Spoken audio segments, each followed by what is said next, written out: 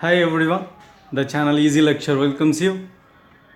In this series of discussing the topics related with control systems, in our previous video we discussed about the mechanical translational system, the parameters involved in it, the elements of mechanical translational system, and the relationship between the parameters and the elements, and what happens when we derive the Laplace transform for those elements.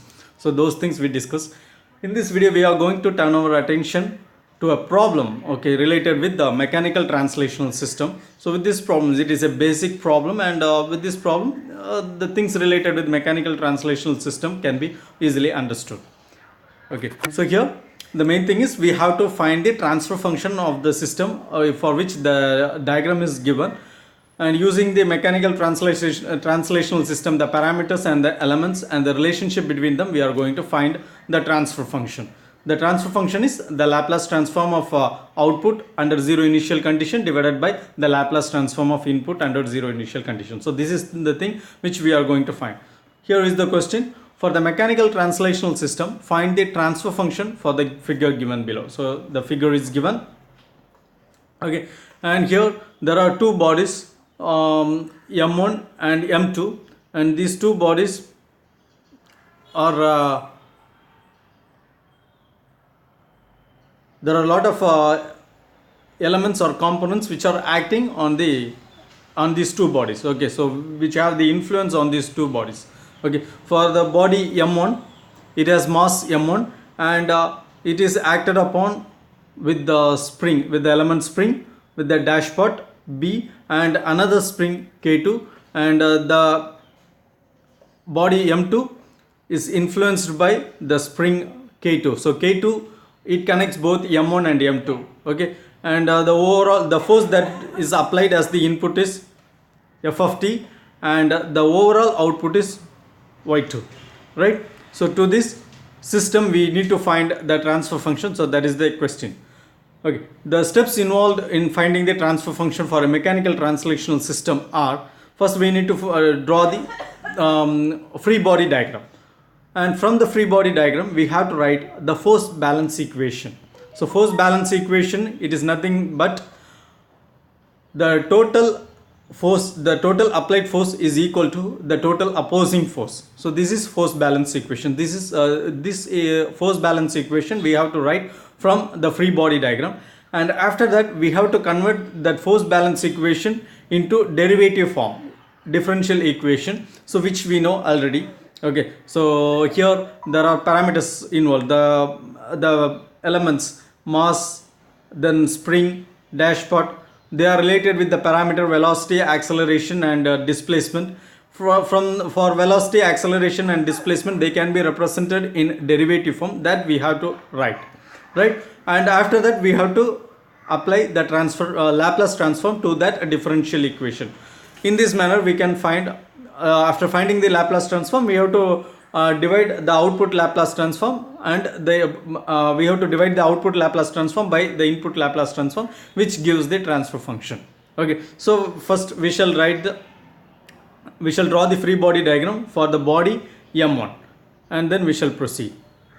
So this is body M1, this is the free body diagram, and to the body M1 the applied force is F of t. So that is the only applied force. To the body M1, the other opposing forces are due to the mass M1, which is the mass of the body itself, and the spring K1 is connected to it, so opposing force due to K1. Dashpot is also connected to the body M1, so opposing force due to dashpot B, and K2 is the spring that links M1 with M2. So K2, the spring K2 is also acting on M1, so opposing force due to the spring K2. So these are the things, these are the forces acting, or these are the forces which are influencing the body M1. Now force balance equation, we have to write the total applied force is equal to the total opposing force. The total applied force is F of t, it is equal to the total opposing force. The total opposing forces are occurring due to the mass M1, due to the springs K1 and K2, due to dashpot B. Now we have to write the differential equation. So how can we write the differential equation? The mass M1 is directly proportional to acceleration. Acceleration in differential equation can be represented as d square of x divided by dt square. So here we have y1. Okay, right? Similarly, next, the opposing force due to K1 due to spring. The opposing force due to spring is directly proportional to displacement. Here displacement is y1. So K1 into y1. Okay. Now opposing force due to dash pot. It is directly proportional to velocity. Velocity is represented in differential equation as dy1 of t or dy1 of t divided by dt. So here we have b into d by dt of y1. So here it can be represented either as y1 or y1 of t. Okay, if we need to mention that it is varying with respect to time, we can represent it as y1 of t or simply y1, both are same. Okay, next, again we have one more spring. This spring, it connects both m1 and m2. Okay, it is acting on both m1 and m2, so it is giving opposing force both to m1 and m2. So here we are deriving the opposing force of m1, so that should be given the higher priority, so that should be written in positive sign, where the opposing force on another body, it should be represented in negative sign. So y1 is with respect to m1, so it is in positive, and y2 is with respect to m2.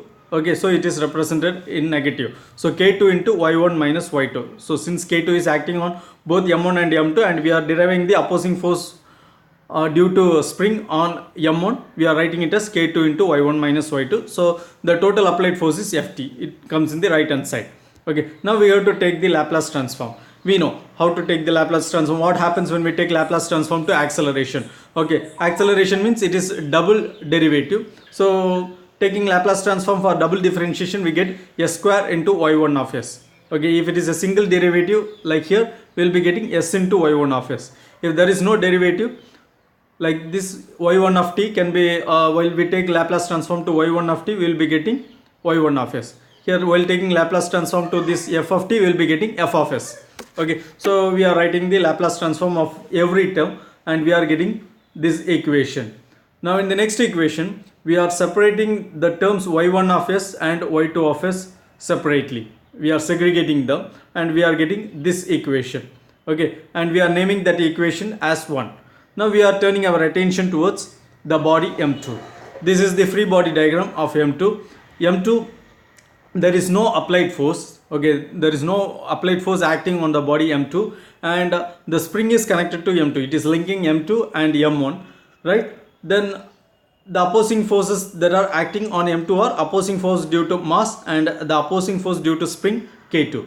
Okay, now we have to write the force balance equation. Force balance equation is total applied force is equal to the total opposing force. Here the total applied force is 0, and the total opposing forces are f of m2 and f of K2. Now we have to write this term in differential equation form. So m2 into d square of y2 divided by dt square plus K2 into y2 minus y1. Here the priority should be given to y2, because we are deriving the opposing force acting on the body m2. Okay, so y2 should be positive and y1 should be negative. Total applied force is 0. Now taking Laplace transform, we will be getting, for double integration, we are getting s square into y2 of s. Okay, for no integration, we are writing y2 of s minus y1 of s into K2. Okay, that is equal to 0. Right hand side is 0. Okay, now here we are segregating y2 of s and y1 of s. There we are getting this equation. Okay, and from this we are deriving y1 of s alone, because here we need to find the transfer function. Transfer function is the Laplace transform of output under 0 initial condition divided by the Laplace transform of input under 0 initial condition. So the overall output here is due to y1 of t. Okay, due to y1 of t. So that is the overall output. So the overall transfer function, output transfer function is y2 of s. So in the final equation, we need to have y2 of s. Okay, the intermediate output is not required. So here the intermediate output is y1 of t. Okay, so we are finding a value for y1 of s, and we are naming it as 2. Then we are substituting this 2 in equation number 1 that we derived in the previous slide. Okay, so we are substituting that equation number 2 in this equation number 1. Okay, so what happens when we substitute?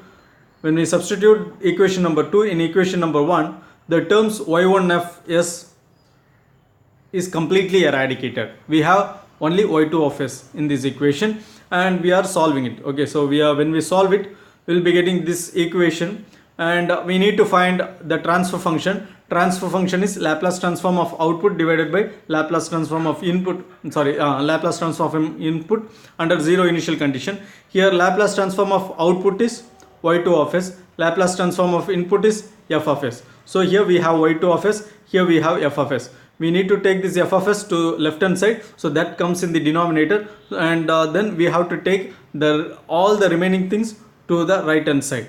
Okay, so that comes as the reciprocal in right hand side. So y2 of s divided by f of s is equal to k2 divided by the remaining terms. Okay, k2 divided by m2 into s square plus k2 into m1 into s square plus bs plus k1 plus k2 minus k2 square. Okay, so this is the overall transfer function for the system given in the figure.